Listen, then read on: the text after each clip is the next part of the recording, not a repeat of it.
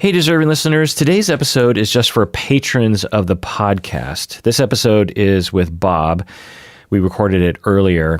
And for whatever reason, every time I start an episode with Bob, I think we're just going to talk about light things, but it inevitably gets more serious and more personal. And I, just as a policy or out of just embarrassment or something, I just like to keep the audience down to just the patrons when we have those kinds of discussions. So if you're not a patron of the podcast, this episode is going to end before the content begins.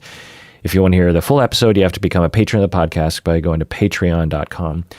In this episode, Bob and I talk about self-care, and we get into, just some personal issues. All right. So if you're not a patron, do so now. If you are, the content will soon begin.